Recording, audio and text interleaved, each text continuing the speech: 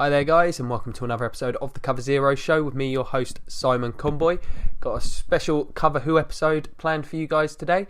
For those of you who haven't seen one of these before, basically me discussing a player that I feel has fell off of people's radars since their retirement, but when they were in the NFL they were someone that most fans would have been aware of, and for phases of their career was a dominant player, the kind of player that will never make the Hall of Fame, but if there was a Hall of Very Good, they would certainly warrant consideration.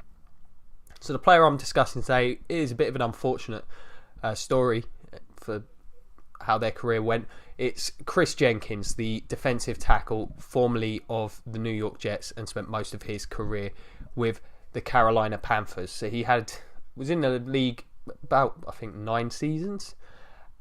Ended up missing multiple years due to injuries. First one being 2005, missed most of 2004 with a shoulder injury. 2005 was a torn ACL. 2009 tore his ACL again, and then once again in 2010 tore the same ACL and then decided to retire, which is fair enough after 3 ACL injuries. So missed large amounts of playing time, as you'll be able to see from the stats on the side of the screen. As a result, career numbers weren't overwhelming, only 24 total sacks, highest total he ever had in a single season being 7 in the 2002 season, where he helped the Carolina Panthers reach the Super Bowl that they eventually lost to the New England Patriots.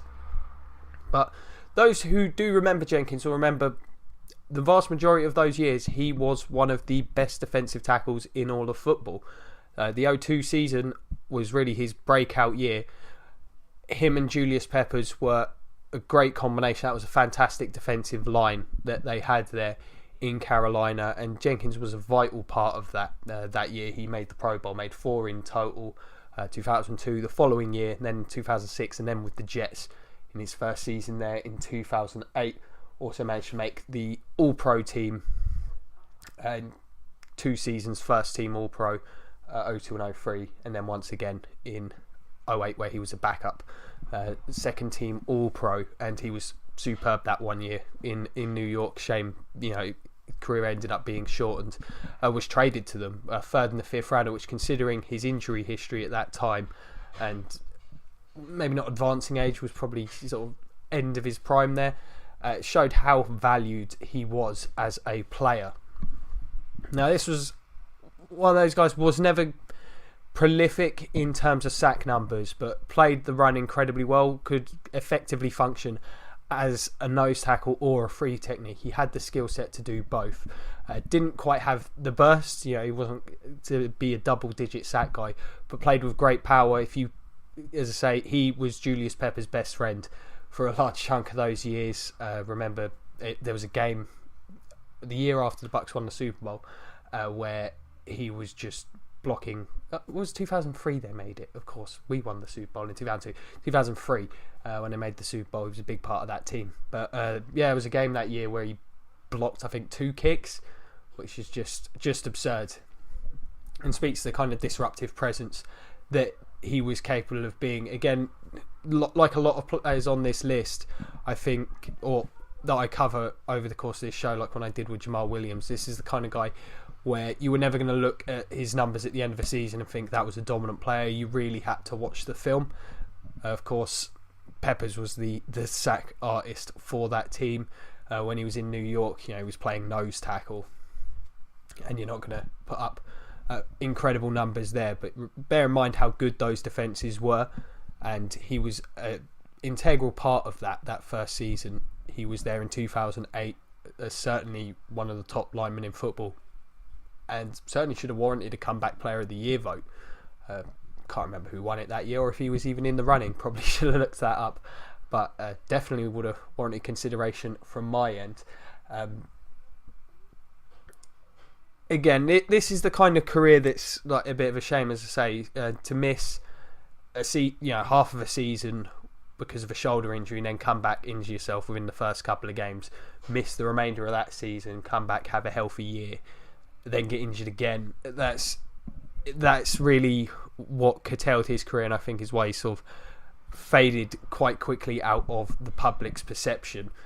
This is a guy that I think, had he stayed healthy, if you look at what he did, and go watch the film from like 2002, 2003, you can assume, had he stayed healthy, this is a guy that would have been a perennial Pro Bowler and warranting All-Pro consideration. Could easily have wound up being the sort of player that maybe warrants potential Hall of Fame consideration. He really was that talented whilst he was in Carolina. Was certainly someone, as a Buccaneers fan, that I worried about when we played against that team.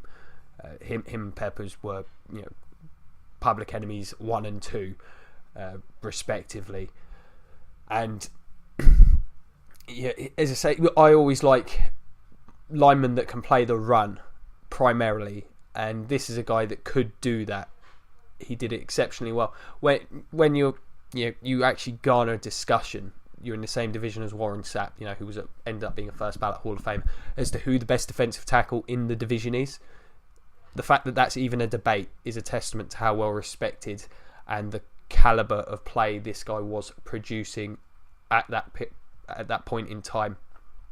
His game was, primarily a strength-based one, but he was, a good technician again. One of them sort of stouter defensive tackles, capable of just getting underneath and just, them anchoring down.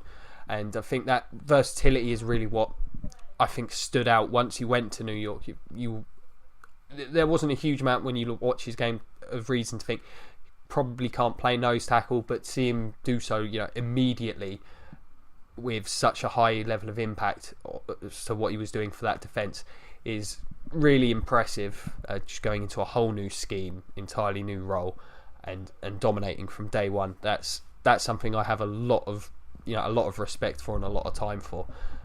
Again, the numbers will not jump out of you. The 24, I believe it is, career sacks is not particularly impressive, but you do have to bear in mind how stunted his career was, unfortunately, and the role that he played whilst he was in New York was never going to garner too many.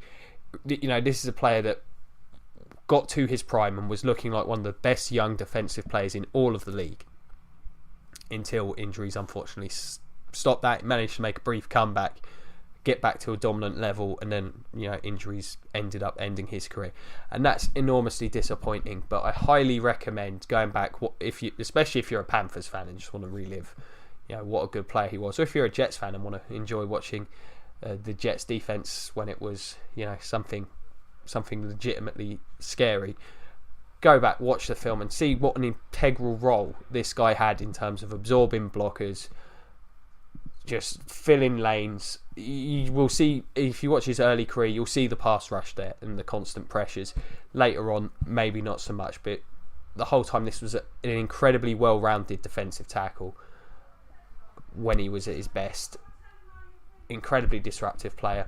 I have a lot of time for discussing this fella. He's one of those players that I have primarily created this series for, players like this who, I just think a light does need to be shone on how sometimes this league is incredibly brutal on its players. A guy who, as I say, I honestly feel had the talent to be a potential sort of fringe Hall of Fame type player in his career, and it ended up being cut short. It's really disappointing, but yeah, definitely go back, watch that tape. This was one of the most disruptive and respected players yet to make 2 All-Pro teams, 3 if you include second team All-Pros, and 4 Pro Bowls.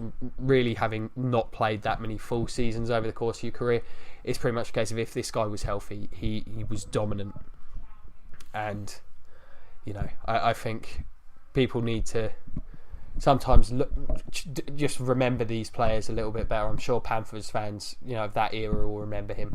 Jets fans, maybe it was one season that he really spent with the team. But yeah, real disappointing that his career ended in the manner that it did. But as I say, that's why this series is here. It's for me to try and shine light, have guys remembered, and to, if you guys have access to Game Pass, or you can find some old games on YouTube. The NFL seems to have been quite good with uploading some of those old games onto YouTube recently, so I'm very grateful to them for that. It's always fun to relive some of those classic playoff games from the early 2000s. And yeah, definitely go check this guy out, especially if you're a Panthers fan and you just want a bit of a blast from the past. Watch this guy torturing offensive linemen. Superb player. And yeah, just a shame that injuries stunted what could have been a great career. It was still, a very, very good career for what it was. I mean, really a great career for what it was. Just, yeah, of course, these things do happen. So, there you go. That's Cover Who for today. Thank you very much for watching this one, the series. I really hope to keep on going. So if you enjoyed it, let me know if you've got any suggestions for players you think should garner some consideration for this show, because don't get me wrong, there's certainly some players I've probably forgotten about at this point in time who were incredibly good during their time. Let me know whether it's the comment section below, whether it's finding us on Facebook at Cover Zero, finding me on Twitter at Simon Conboy. I'll do my utmost to get back in touch with anyone, especially if there's a show suggestion. I'll definitely let you know whether it's something I'm going to look to do or not. And yeah, if you want to discuss the player, let's do that. If you can like, share, subscribe, check out the Patreon, all that good stuff, that'll be massively appreciated. And yeah, check out some more of the shows. I've done reviews for each team in the draft. This is a series that's going to be ongoing, quarterback quandaries, and a bunch of other stuff, including weekly reviews. They're going to start having some top 10 clickbaity type things on the end, because at this point, the news is pretty light at this time of the season. So thank you very much for watching. It's been a pleasure as always, and go Bucks.